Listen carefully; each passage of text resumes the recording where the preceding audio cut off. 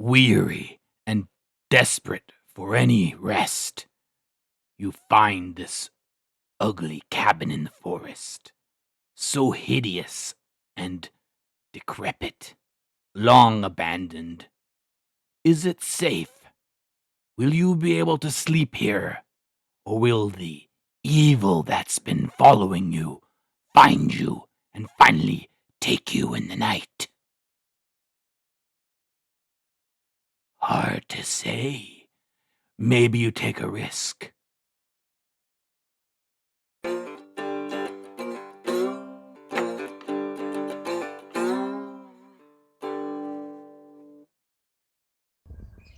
Welcome to another video where I try to explain how you can get some inspiration from when you go out in nature.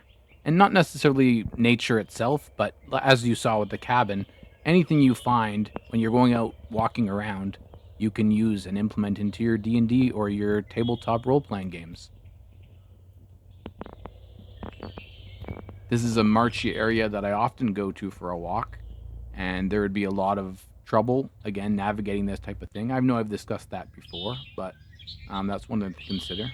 Also, I've left the audio in. You can hear those birds.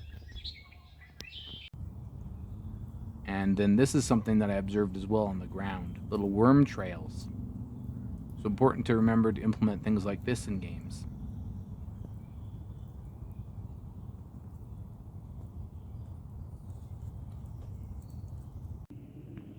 Now this, to me, this is a fairy portal.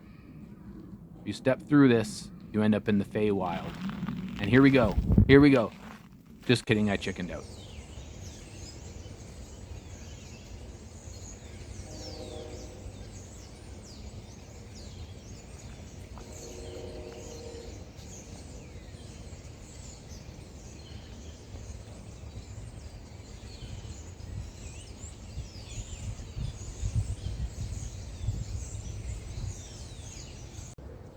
And these are these nests that you could use in many different ways. I mentioned before that they could be harpies, but you could really do anything.